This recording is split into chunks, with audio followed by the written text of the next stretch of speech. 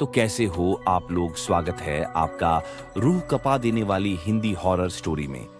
एक समय की बात है, एक छोटे से गांव में एक लड़की रहती थी जिसका नाम राधा था। राधा बहुत ही खुशमिजाज और मासूम लड़की थी। उसे अपने घर के पुराने कमरे में खेलना बहुत पसंद था, जहां एक पुराना धूल से भरा आईना लगा हुआ था। उस कमरे में बहुत कम लोग जाते थे क्योंकि वहां का माहौल अजीब और डरावना लगता था। एक दिन राधा ने अपनी जिज्ञासा के चलते उस पुराने आईने को साफ करने का फैसला किया। जब उसने आईने पर जमी धूल साफ की तो उसे अपने प्रतिबिंब के अलावा एक और लड़की दिखाई दी, जो उसकी ही तरह दिख रही थी, लेकिन उसकी आंखों में एक अजीब सी चमक थी। राधा घबराई, लेकिन उसने सोचा कि शायद यह उसकी कल्पना का हिस्सा है। अगले दिन से राधा को हर बार जब वह उस आईने में देखती तो उस दूसरी लड़की की हरकतें और भी अजीब होने लगीं। वह लड़की उसे देखकर मुस्कुराती, लेकिन उसकी मुस्कान भयावह थी।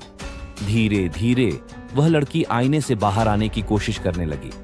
राधा ने इसे महसूस किया और अब वह डरने लगी थी। एक रात जब राधा सो रही थी, उसे महसूस हुआ कि कोई उसे देख रहा है। उसने जब आंखें खोली तो देखा कि वही लड़की जो आईने में थी अब उसके कमरे में खड़ी थी। राधा ने चीखने की कोशिश की, लेकिन उसकी आवाज नहीं निकली। वह लड़की धीरे धीरे राधा की ओर बढ़ी और उसके कानों में फुसफुसाई, अब मैं आजाद हूं।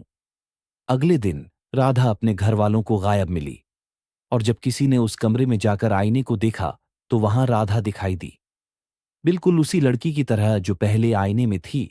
उसकी आंखों में वही अजीब सी चमक थी।